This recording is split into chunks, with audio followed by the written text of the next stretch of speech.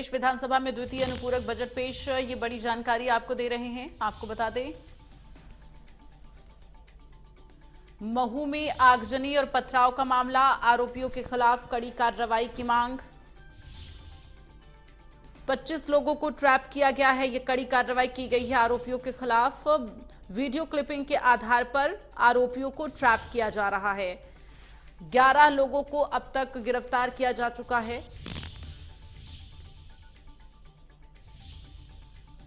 तो महू में आगजनी और पथराव मामले में लगातार कार्रवाई जारी है। आपको बता दें, आरोपियों के खिलाफ बड़ी कार्रवाई अमल में लाई गई है, चूंकि सीसीटीवी फुटेज के जरिए जो है, वीडियो के जरिए आरोपियों की पहचान की जा रही है, उनकी धरपकड़ की जा रही है। इस बीच 11 लोगों को गिरफ्तार किया गया है। महू में आगजनी और पथराव मामले में ये बड़ी कार्रवाई हो रही है। 10 आरोपियों को जेल भेजा गया है। 4 पर एनएसए के तहत कार्रवाई को लेकर प्रस्ताव भेजा गया 4 आरोपियों पर। तो पुलिस ने कलेक्टर को फिलहाल एनएसए के तहत कार्रवाई के लिए प्रस्ताव भेजा है। महू में इस वक्त अगर माहौल की बात की जाए तो माहौल शांतिपूर्ण है। मार्केट खुले हुए हैं, चहल पहल मार्केट में बनी हुई है। चूंकि त्योहारी सीजन है और इस दौरान मार्केट में लोगों की भीड़ जो है अब वो देखने को मिल रही है और साथ ही शांतिपूर्ण माहौल बना हुआ है। चूंकि पुलिस प्रशासन का कड़ा पहरा है, हर एक गतिविधि पर नजर रखी जा रही। 13 उपद्रवियों की गिरफ्तारी की गई है। 50 अन्य लोगों को भी चिन्हित किया गया है जिनके खिलाफ कार्रवाई की जाएगी। 7 एफआईआर दर्ज की जा चुकी हैं।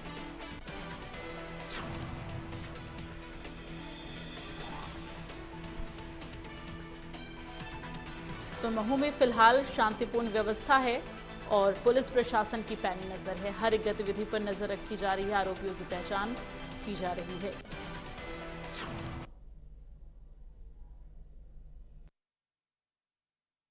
महू घटनाक्रम में जो है लगातार वहाँ पे पुलिस तैनात है।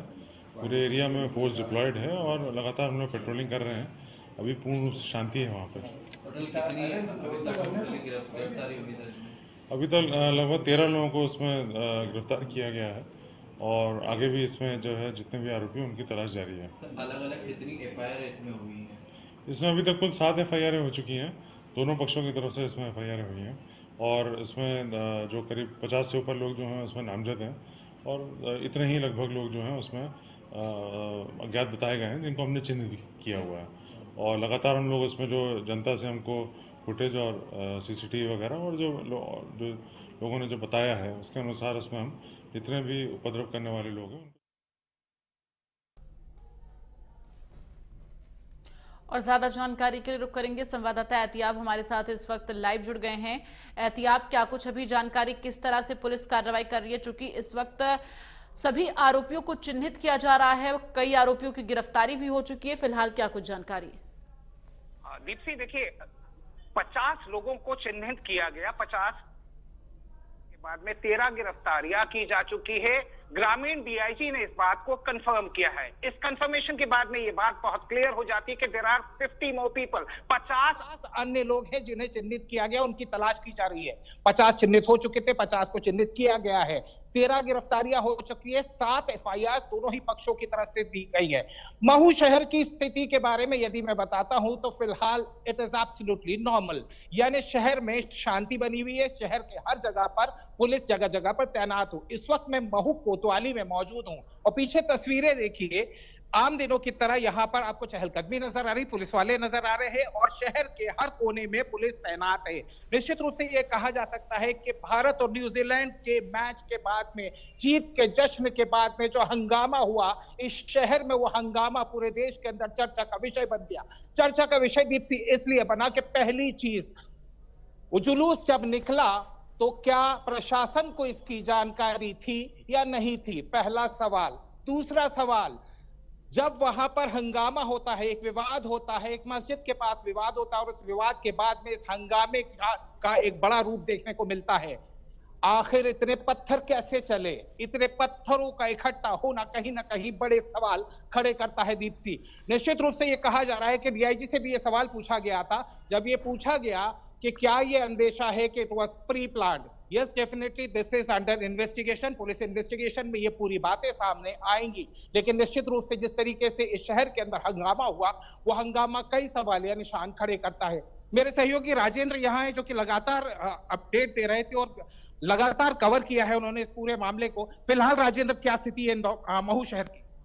जी मैं बता दूं, फिलहाल जो स्थिति बनी हुई है बिल्कुल ही समतल स्थिति है। चप्पे चप्पे पे जो है पुलिस चौकी बना रखी है, पूरी छावनी में तब्दील कर दिया है पुलिस ने, और सभी दुकानें खुली हुई हैं। सब व्यापारीगण भी अपने सकुशल वहां पर दुकानें खोलकर बैठे हैं। बाजार में पब्लिक का आना जाना भी है, कई सारे लोग हैं, कई किसी प्रकार की स्थिति एब्सोल्युटली नॉर्मल। दीप सी, शहर की स्थिति पूरी तरह से नॉर्मल है, लेकिन अब वो सवाल रह जाते हैं, सवालों का जवाब ढूंढा जाना बाकी है। गिरफ्तारियां लगातार हो रही हैं। डीआईजी ने बहुत साफ कह दिया है कि किसी को बख्शा नहीं जाएगा। यही मंशा मुख्यमंत्री मोहन यादव ने कही है, यही मंशा महू की विधायक उषा ठाकुर ने अपने बयान के रूप में की थी कि कहीं भी किसी को बख्शा नहीं जाएगा। निश्चित रूप से ये कहा जा सकता है कि फिलहाल पुलिस अपना काम कर रही है। पुलिस ने उनको चिन्हित किया है और चिन्हित करने के बाद में और भी वीडियोस है जिन्हें खंगाला जा रहा है। निश्चित रूप से ये कहा जा सकता है कि देयर आर मोर कल्प्रिट्स जिनकी अभी पहचान होनी बाकी है, और उन पहचान होने के बाद में पुलिस अपना काम करती हुई नजर आएगी। मुझे ये जानकारी और मिल रही है कि 4 लोगों के खिलाफ, जो कि आदतन अपराधी थे, उनके खिलाफ रासुका लगाई गई है। 10 लोगों को जेल भेजा जा चुका है। 13 गिरफ्तारियां अब तक हो चुकी हैं। शहर की स्थिति सामान्य है। शहर में आवागमन पहले की तरह है, व्यापार पहले की तरह है, लोग आ जा रहे हैं, यानी स्थिति नॉर्मल है। लेकिन आने वाले त्योहारों के देखते हुए महू शहर के अंदर पुलिस ने माकूल व्यवस्था की है और हर जगह पर पुलिस की तैनाती नजर आ रही है। दीप्सी, बिल्कुल, और इन सब के बीच एहतियात एक सबसे जो जरूरी बात है, जो महत्वपूर्ण बात है, चूंकि जब ये मुद्दा उठा और अब ये कहा जा रहा है कि ये जो एरिया है जहां पर विजय जुलूस निकाला गया था वो प्रतिबंधित है, जिसके लिए पहले से पुलिस प्रशासन ये कह रही है कि अभी तक हमारे पास ऐसा कोई नोटिफिकेशन नहीं है कि ये एरिया जहां पर जुलूस निकाला गया वो प्रतिबंधित हो। अभी इसको लेकर क्या अपडेट है?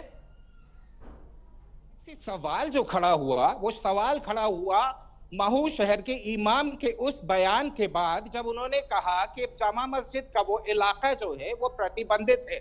इंदौर कलेक्टर ने इस मामले में सीधे तौर के ऊपर कहा कि इस तरह का कोई आदेश नहीं है। जहां तक उस जुलूस की बात की जाती है, दीप्सी, let me come back to that जुलूस। जब यहाँ पूरा देश खुशी में था, जब पूरा देश खुशियां मना रहा था, महू में भी निश्चित रूप से इसी तरह का सेलिब्रेशन हो रहा था। जो घटनाक्रम पुलिस की तरफ से बताया गया, या जो प्रत्यक्षदर्शी बताते हैं कि एक छोटा सा विवाद हुआ था मस्जिद के बाहर और उसके बाद में ये विकराल रूप धारण कर लिया गया।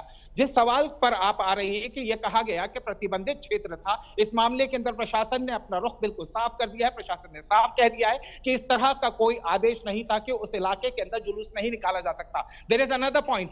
दूसरा पॉइंट यह है दीप्सी कि जुलूस नहीं था, इट वॉज ए सेलिब्रेशन। ये कोई राजनीतिक जुलूस नहीं था, ये किसी तरह का धार्मिक जुलूस नहीं था, ये जुलूस था खुशी का। ये जुलूस था भारत के जीतने पर लोगों को अपना खुशी इजहार करने के लिए सड़कों पर आ जाने का जुलूस। निश्चित रूप से डेफिनेटली बिल्कुल, इसीलिए हम इस शब्द का प्रयोग कर रहे हैं कि ये विजय जुलूस था, जिसमें इस तरह से दंगा हुआ, आगजनी हुई, तोड़फोड़ हुई। अब पुलिस अपना काम कर रही है। फिलहाल शांतिपूर्ण माहौल है, जैसा कि अत्याब आपने जानकारी दी। फिलहाल तमाम जानकारी के लिए बहुत बहुत धन्यवाद आपका।